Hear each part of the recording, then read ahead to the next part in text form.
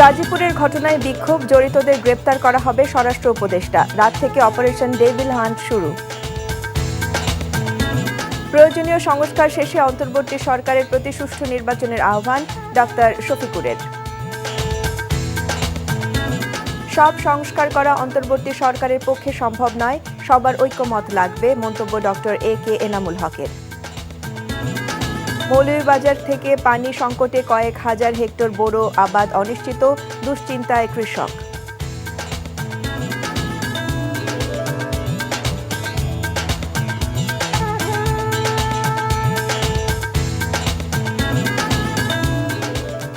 আসসালামু আলাইকুম, আমি আফসানা আলমগীর খান। স্বাগত জানাচ্ছি NTVর দেশের খবরে। ক্রাউন সিমেন্ট শিরোনাম দেখছিলেন, এবার চলে যাচ্ছি পুরো খবরে। গাজীপুরে বৈষম্য বিরোধী শিক্ষার্থীদের ওপর আওয়ামী লীগ ক্যাডারদের হামলার ঘটনায় দোষীদের আইনের আওতায় আনা হবে বলে জানিয়েছে স্বরাষ্ট্র উপদেষ্টা অবসরপ্রাপ্ত লেফটেন্যান্ট জেনারেল জাহাঙ্গীর আলম। আহতদের দেখতে গিয়ে তিনি একথা বলেন। সকল আওয়ামী লীগ নেতাকর্মীদের গর্ত থেকে বের করে আনা হবে বলে হুঁশিয়ারি দিয়েছেন সার্জিস আলম। হামলার ঘটনায় 16 জনকে আটক করা হয়েছে বলে জানিয়েছে GMP কমিশনার। বিস্তারিত জীবন আহমেদের ডেস্ক রিপোর্টে। বৈষম্য বিরোধী ছাত্রদের উপর নৃশংস হামলার প্রতিবাদে গাজীপুরের জেলা প্রশাসকের কার্যালয়ের সামনের সড়কে অবস্থান নিয়েছেন বৈষম্য বিরোধী ছাত্র আন্দোলনের নেতৃবৃন্দরা। শিক্ষার্থীরা দ্রুত মোজাম্মেলের বাড়ি বুলডোজার দিয়ে গুঁড়িয়ে দেওয়ার দাবি জানান। সার্জিস আলম, হাসানাত আবদুল্লাহ সহ স্থানীয় এবং কেন্দ্রীয় নেতৃবৃন্দ সেখানে অবস্থান নিয়েছেন। এ সময় সার্জিস আলম বলেন, গর্তে লুকিয়ে থাকা আওয়ামী লীগের সন্ত্রাসীদের বের করে আনা হবে। গতকালকের হামলায় যে সন্ত্রাসীরা জড়িত ছিল তাদেরকে আজকের মধ্যে গ্রেফতার করতে হবে। যতক্ষণ পর্যন্ত না আমাদের এই দাবিগুলোর বাস্তবায়ন হচ্ছে, ওই সন্ত্রাসীরা কারাগারে যাচ্ছে, ততক্ষণ পর্যন্ত আমাদের অবস্থান হবে। যারা আপনাদেরকে এভাবে আঘাত করেছে তাদেরকে প্রত্যেকের এই আঘাতের শিকার হতে হবে ইনশাআল্লাহ। আপনাদেরকে বলতে চাই, আমরা এক এক করে তাদেরকে খুঁজে বের করব। আমি নিশ্চয়তা দিতে চাই, এখানে যারা পুলিশ আছে রেসপন্স করতে দেরি করেছে তাদের প্রত্যেকের বিরুদ্ধে আমি ব্যবস্থা নিব।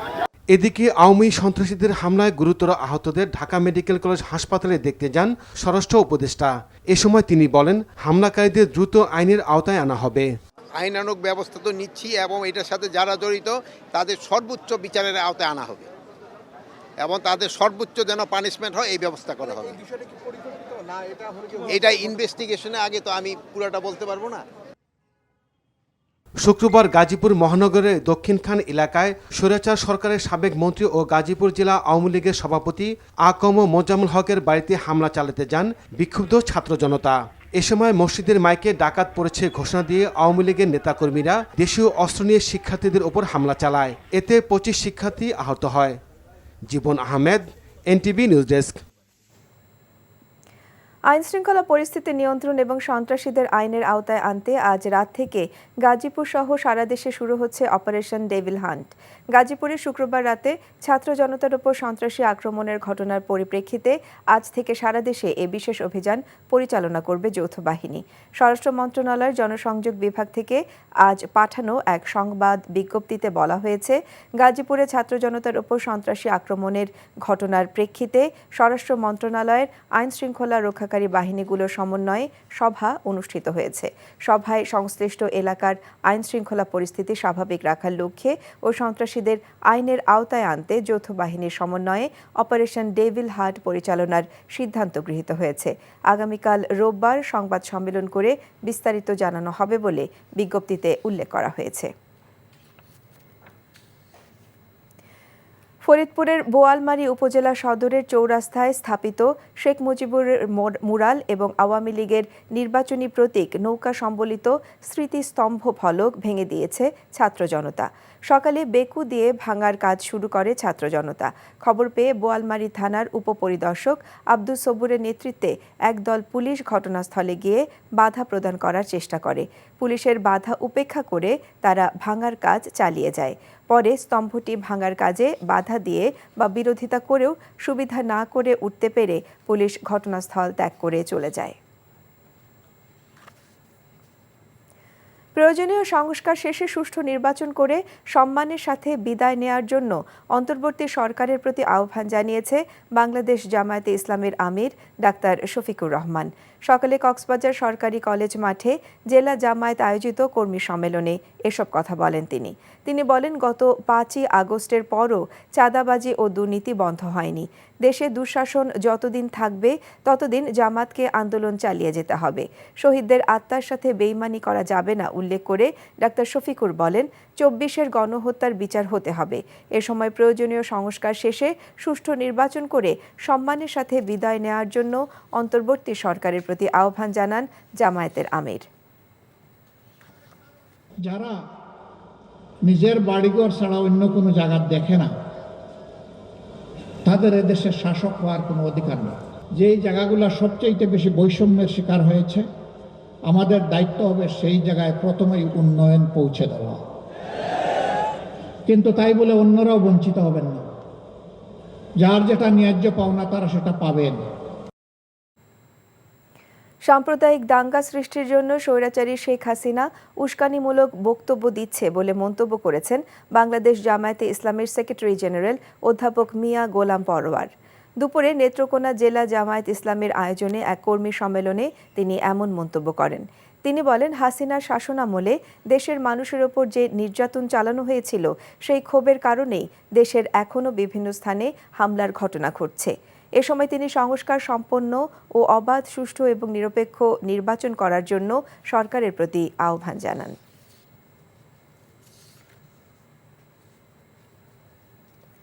সব সংস্কার অন্তর্বর্তী সরকারের পক্ষে করা সম্ভব হবে না, তবে কিছু বিষয়ে সবাইকে ঐক্যমতে পৌঁছাতে হবে বলে মন্তব্য করেছেন শ্বেতপত্র প্রণয়ন কমিটির সদস্য অধ্যাপক ডক্টর AK এনামুল হক। দুপুরে সিলেট প্রেস ক্লাবের নাগরিক সংলাপ অনুষ্ঠানে তিনি এসব কথা বলেন। এ সময় তিনি বলেন, সংবিধান সংস্কারে সংসদ লাগবে, তবে বিচার বিভাগ, নির্বাচন এবং পুলিশ সংস্কারে সবার মধ্যে ন্যূনতম ঐক্য গড়ে তুলতে হবে। অনুষ্ঠানে বিভিন্ন রাজনৈতিক দল, পেশাজীবী নেতা ও ছাত্র প্রতিনিধিরা জাতীয় ঐক্য নিয়ে তাদের ভাবনা তুলে ধরেন। এ সময় সংস্কার কমিশনগুলোর প্রতিবেদনের নানা প্রতিবন্ধকতা নিয়েও আলোচনা করেন বক্তারা। কনস্টিটিউশনও মিনিমাম ঐক্যমত থাকা উচিত, তবে এটা এরা করতে পারবে না, কারণ নতুন পার্লামেন্ট এসে করতে হবে। আমি এই কয়েকটা বিষয়ে মিনিমাম পয়েন্টে, সব বিষয়ে একমত আমরা হতে পারবো না, কিন্তু কিছু বিষয়ে একমত হওয়া উচিত। সমঝোতা সংলাপ নামে রংপুরে একটি সেমিনারের আয়োজন করেছে রাষ্ট্র সংস্কার আন্দোলন, জুলাই 36 ফোরাম এবং অপরাজেয় বাংলা। সেমিনারে বক্তারা বলেন, সংবিধান সংস্কারের মতো একটি অতি গুরুত্বপূর্ণ বিষয়ে দেশের মানুষের চিন্তা ভাবনাকে গুরুত্ব দিতে হবে। রংপুর নগরীর একটি রেস্টুরেন্টে আয়োজিত এ অনুষ্ঠানে প্রধান আলোচক ছিলেন রাষ্ট্র সংস্কার আন্দোলনের প্রধান সমন্বয়ক হাসনাত কাইয়ুম। আলোচনায় অংশ নেন জুলাই 36 ফোরামের নাজির শাহিন, সাহিব উদ্দিন ও চিনু কবির। সেমিনারে রংপুরের বিভিন্ন শ্রেণীর পেশা মানুষ অংশ নেন।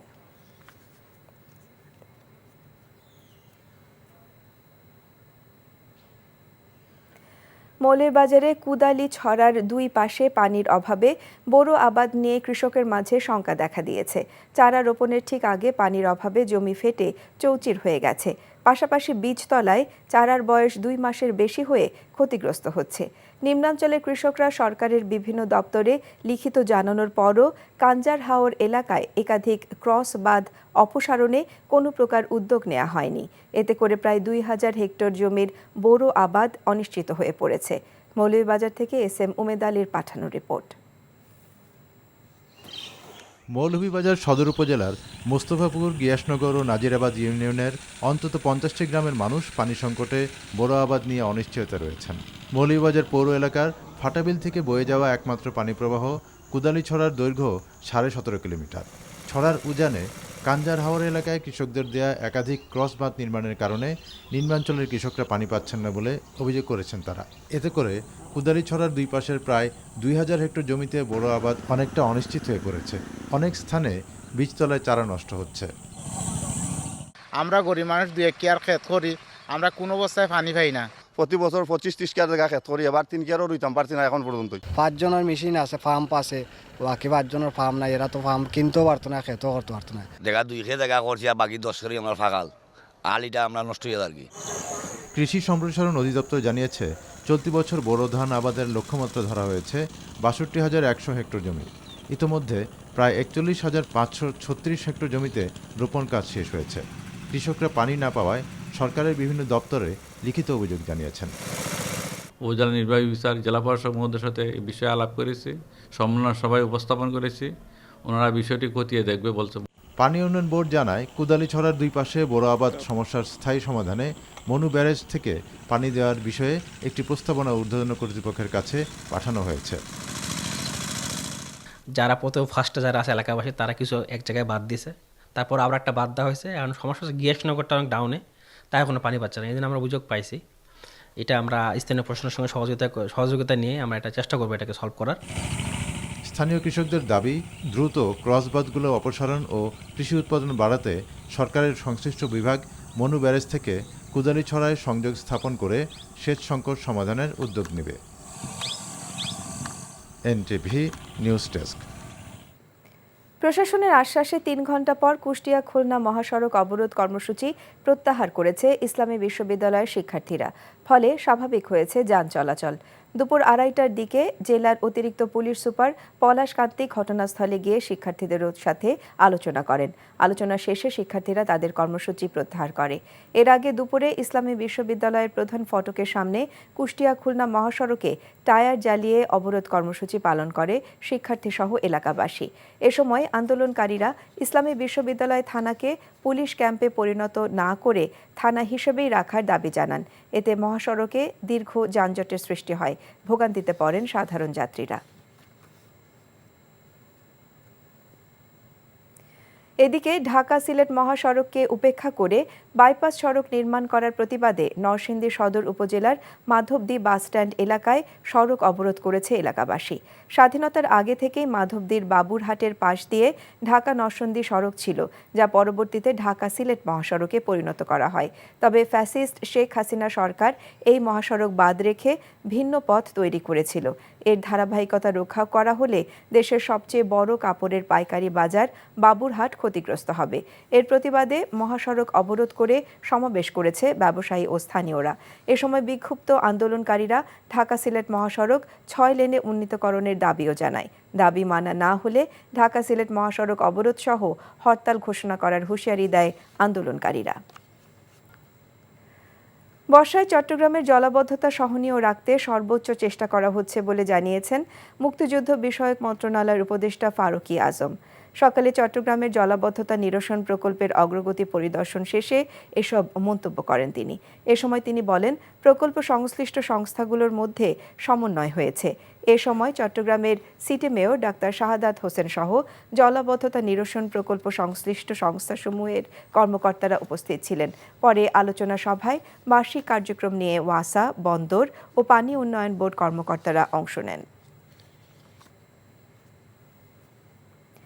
ময়মনসিংহ বিভাগীয় কৃষক দলের সমাবেশ অনুষ্ঠিত হয়েছে। ভালুকা উপজেলার গোয়ারি ভাওয়ালিয়া উচ্চ বিদ্যালয় মাঠে সমাবেশে প্রধান অতিথি হিসেবে ছিলেন বাংলাদেশ জাতীয়তাবাদী কৃষক দলের সভাপতি হাসান জাফির তুহিন। ইউনিয়ন কৃষক দলের আহ্বায়ক শাহনায়াজ মল্লিক সেলিমের সভাপতিত্বে বক্তব্য রাখেন মোশাররফ হোসেন, যুগ্ম সাধারণ সম্পাদক কেন্দ্রীয় কমিটি কৃষক দল, বাশার আকন্দ সহ কৃষক দলের নেতৃবৃন্দ।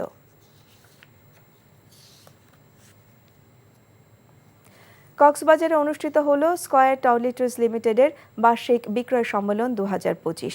সকালে কলাতলিতে একটি হোটেলে আয়োজিত সম্মেলনে অংশ নেন ১৬০০ সদস্য।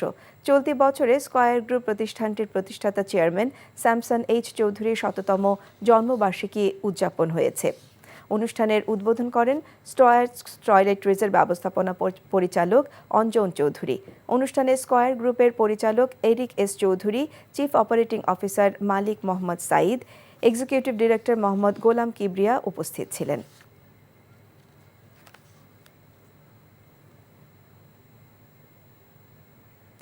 সাপ্তাহিক ছুটির দিনে পর্যটকের ঢল নেমেছে পর্যটন স্পট সাজেক ভ্যালিতে। পর্যটন মৌসুমের শেষের দিকে এবং সাপ্তাহিক ছুটির দিন হওয়ায় স্বাভাবিকের তুলনায় অনেক বেশি পর্যটক সাজেতে ঘুরতে যায়। কিন্তু অগ্রিম হোটেল বুকিং করে না আসায় বিপাকে পড়েন অনেকে। স্থানীয়রা জানায় শুক্রবার প্রায় 5,000 পর্যটক সাজেকে ঘুরতে আসেন, কিন্তু সাজেকের 116টি রিসর্ট কটেজে 4,000-এর বেশি পর্যটকের ধারণ ক্ষমতা নেই।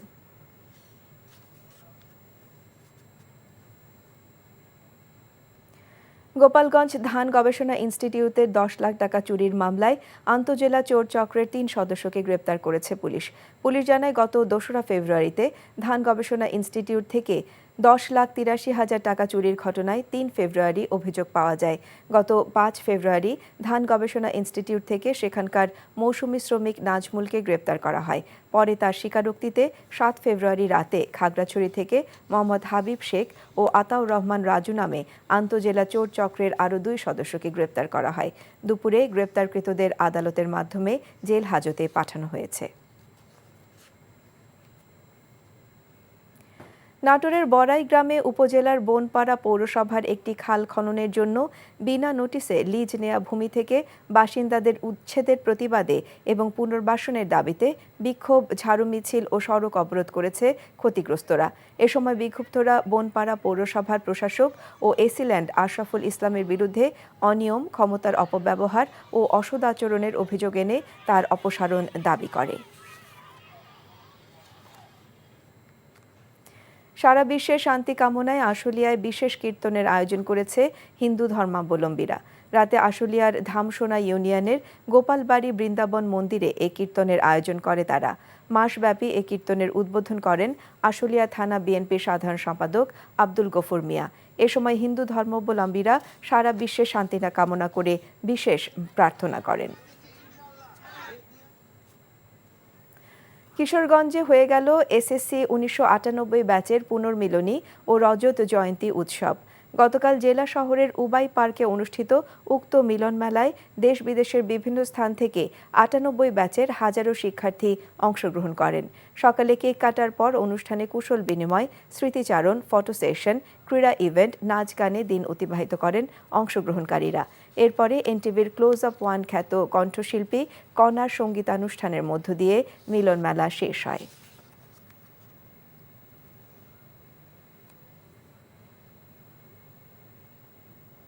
খবর শেষ করছি, যাবার আগে ক্রাউন সিমেন্ট শিরোনামগুলো আরও একবার জানিয়ে দিচ্ছি।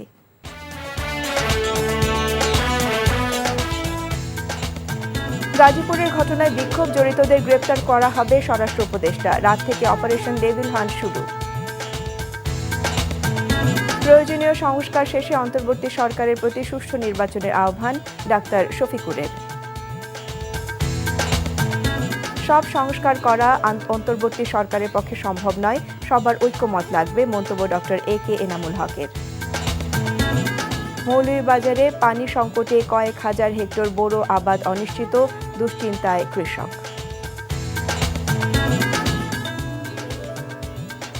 এই ছিল দেশের খবরে। এই খবরের ভিডিও সহ আপডেট জানতে ভিজিট করুন NTV অনলাইন www.ntvbd.com। এছাড়াও NTVর জনপ্রিয় সব অনুষ্ঠান ও খবরের আপডেট জানতে ভিজিট করুন আমাদের ইউটিউব এবং ভেরিফাইড ফেসবুক পেজ। 6টায় ইভিনিং নিউজ দেখার আমন্ত্রণ রইল। ধন্যবাদ সবাইকে।